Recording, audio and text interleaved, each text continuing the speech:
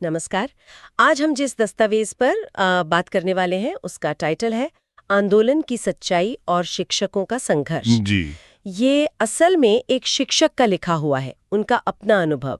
इसमें हाल में जो छात्र आंदोलन हुआ था और एक और जाने माने शिक्षक के साथ जो उनके गहरे मतभेद हुए, उसका पूरा ब्यौरा है। हाँ, और ये समझना जरूरी है कि ये बहुत ही व्यक्तिगत किस्म का लेखा जोखा है। भावनाएं बहुत तीव्र हैं और आरोप भी काफी गंभीर लगाए गए हैं उसमें। बिल्कुल। तो आज हम इसी स्रोत को थोड़ा गहराई से देखेंगे, समझने की कोशिश करेंगे कि लेखक के मुताबिक ये पूरा मामला क्या था, मुख्य आरोप क्या थे और लेखक ने अपने पक्ष में क्या-क्या बातें रखी हैं। हाँ, हमारा मकसद बस ये है कि इस स्रोत में जो जानकारी है उसे सामने रखा जाए। सही कहा, क्योंकि ऊपर से देखने पर ऐसा लग रहा है कि एक आंदोलन जो शायद छात्रों के हित के लिए शुरू हुआ था, वो अंदरूनी खींचतान का शिकार हो गया।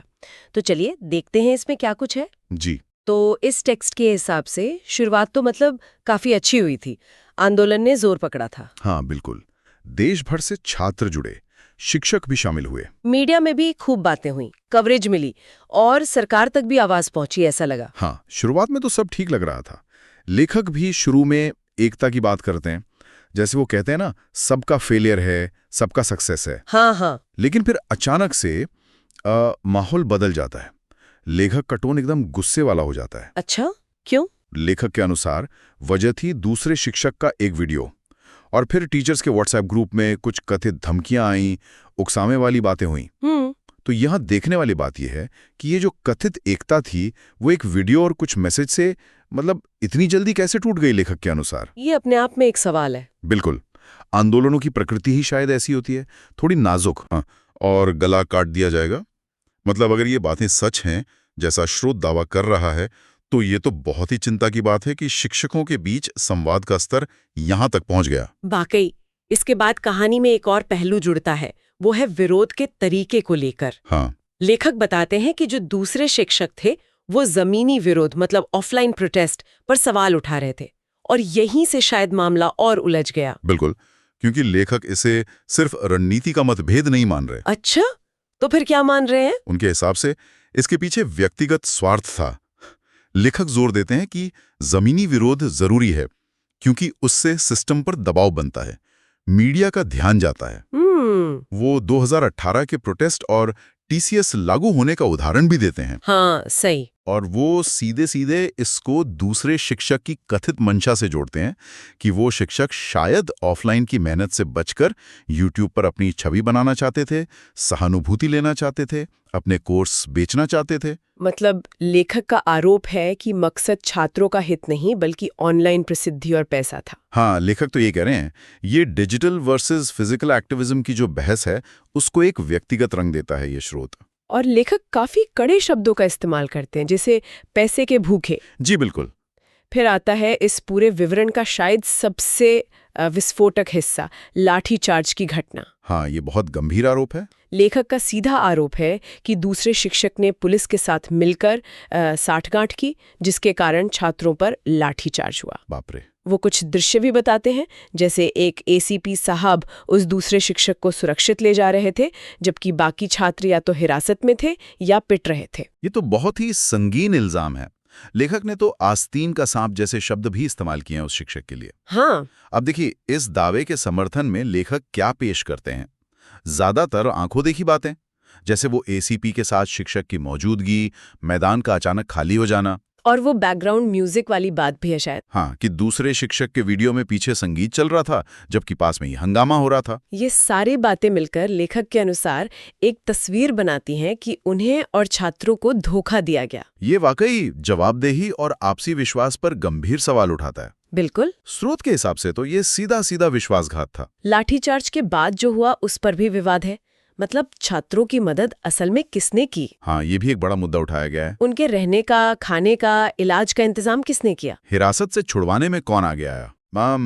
लेखक यहाँ पूरी डिटेल में बताते हैं। वो कहते हैं कि कैसे उन्होंने और कुछ दूसरे शिक्षकों ने, जिनके नाम भी गिनाए, वीके सर, नवीन सर, विवेक सर, एसके झा सर और भी कई, उन्होंने जमीनी स्तर पर मदद की। अच्छा। लड़कियों को अपने घर पर ठहराने की बात भी है, लड़कों को बंगला साहिब गुरुद्वारा ले जाने का जिक्र है। यहाँ देखिए, पुलिस की गाड़ी से छात्रों को गुरुद्वारे भेजा गया, ये भी लिखा है। हाँ, और फिर लेखक आरोप लगाते हैं कि सारी मदद का क्रेडिट दूसरे शिक्षक ने ले लिया। अच्छा, मतलब झूठा श्रेय लेने का आरोप। बिल्कुल। और अपनी बात को वजन देने के लिए लेखक छात्रों के बयानों का हवाला देते हैं कि लड़कियों ने क्या कहा, लड़कों ने क्या बताया, कि असल में मदद किसने की थी।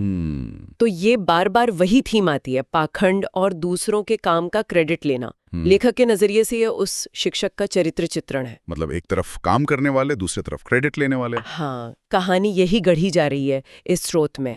इस बातचीत में एक शब्द का जिक्र बार बार है, रीलबाज। इसका क्या मतलब है यहाँ? हाँ, ये शब्द अपमानजनक तरीके से इस्तेमाल हुआ है। लेखक के अनुसार उनका दावा है कि दूसरे शिक्षक ने दूसरों को रीलबाज कहा। लेकिन लेखक का कहना है कि वो शिक्षक खुद कई YouTube चैनल चला रहे थे और उन पर अपने ही प्रोटेस्ट की ढेरों रील्स डाल रहे थे। एक ही प्रोटेस्ट से 110 रील बनाने का जिक्र है। फैन चैनल चलाने की बात है। ओहो। तो लेखक इसे दूसरे शिक्षक के कथित दोगलेपन या पाखंड के तौर पर पेश करते हैं कि जो खुद इतना कर रहा है वो दूसरों पर उंगली कैसे उठा सकता है। बिल्कुल। लेखक के लिए ये रील्स की इतनी बड़ी संख्या ही सबूत है कि दूसरे शिक्षक की आलोचनाएं सही नहीं थी और उनकी कथनी करनी में फर्क था। समझ गई। अब आते हैं परमिशन वाले मुद्दे पर, विरोध प्रदर्शन की इजाजत। हाँ, ये भी एक अहम हिस्सा है। लेखक बताते हैं कि उन्होंने रामलीला मैदान में प्रदर्शन के लिए बाकायदा कोशिश की अनुमति लेने के लिए, अपनी टीम के साथ मिलकर काम किया, डीसीपी से बात की, कागजात तैयार किए जी। फिर वो आरोप लगाते हैं कि दूसरे शिक्षक ने इस कोशिश को कमजोर किया, खासकर वो जो टाइमिंग थी 10 से 5 वाली, उस पर सवाल उठाकर। और लेखक ये भी कहते हैं कि इसी शिक्षक ने पहले भी कई बार बिना अनुमति के प्रदर्शन किए हैं, डीओपीटी के बाहर, जंतर मंतर पर, सीजीओ कॉम्प्लेक्स, मुखर्जी नगर। हाँ, और देखिए यहाँ लेखक अपनी बात पुख्ता करने के लिए सबूतों का जिक्र करते हैं, जैसे आपसी चैट्स, दूसरे शिक्षकों राकेश यादव सर, अंकित भाटी सर के साथ परमिशन लेटर शेयर करने की बात। अच्छा, मतलब दस्तावेजी सबूत। हाँ, और मीटिंग्स का भी जिक्र है जहां ये लेटर दिखाया गया था। इन सब बातों से लेखक ये साबित करना चाहते हैं कि जानकारी छिपाई नहीं गई थी, जैसा कि शायद कहा जा रहा था। और इसी कड़ी में लेखक अपनी हिरासत में लिए जाने की वजह भी बताते हैं। हाँ, वो कहते हैं कि वो एक छात्रा की मदद कर रहे थे जिसका भाई आनंद पर्वत थाने में था और इसी चक्कर में उन्हें हिरासत में लिया गया।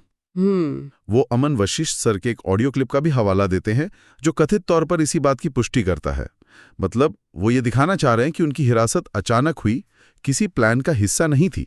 ये तो हुआ मौजूदा विवाद, लेकिन लेखक बात को और पीछे ले जाते हैं, दूसरे शिक्षक के अतीत पर भी सवाल उठाते हैं।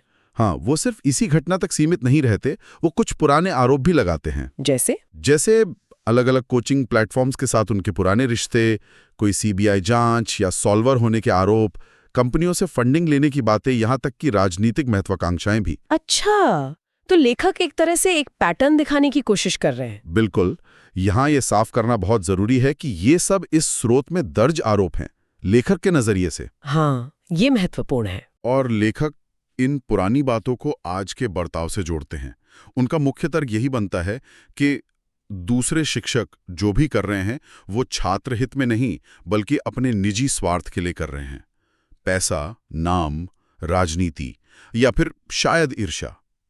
ईर्ष्या किस बात की? लेखक का दावा है कि सारा झगड़ा इसलिए शुरू हुआ क्योंकि आंदोलन का नेतृत्व अब दूसरे शिक्षक के हाथ में नहीं रहा था।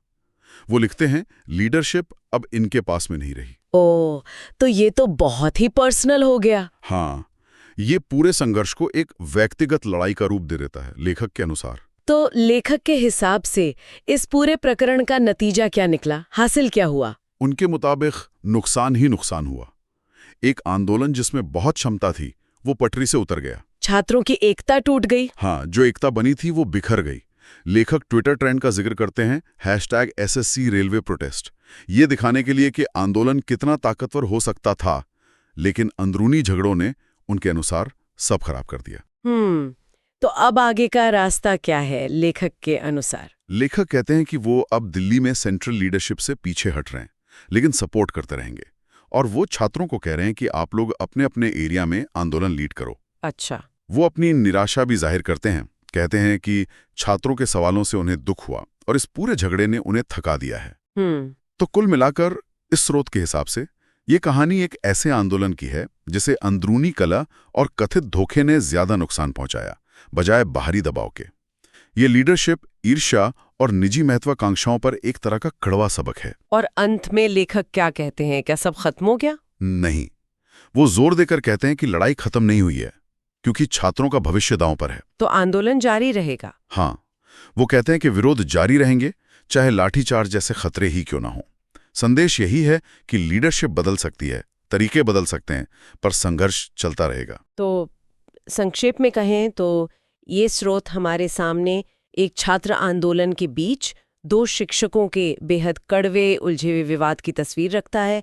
इसमें आरोप है, प्रत्यारोप है, विश्वासघात की बातें हैं और व्यक्तिगत महत्वाकांक्षाओं का टकराव है, जैसा कि लेखक ने महसूस किया। बिल्कुल, और ये बात बार बार कहना जरूरी है कि ये पूरी चर्चा सिर्फ और सिर्फ हमें दिए गए स्रोत, आंदोलन की सच्चाई और शिक्षकों का संघर्ष में लिखी बातों और नजरिए पर आधारित है। हाँ, ये सिर्फ एक पक्ष है। हाँ, भावनाएं बहुत तीव्र हैं, आरोप बहुत गंभीर हैं। ये साफ तौर पर लेखक का अपना अनुभव और उनकी अपनी व्याख्या है। कहानी का दूसरा पहलू कुछ और भी हो सकता है। इस पूरी बातचीत के बाद एक सवाल शायद हमारे सुनने वालों के मन में भी आए, किसी भी समूह के लक्ष्य के लिए, किसी आंदोलन के लिए ये अंदरूनी एकता कितनी जरूरी होती है?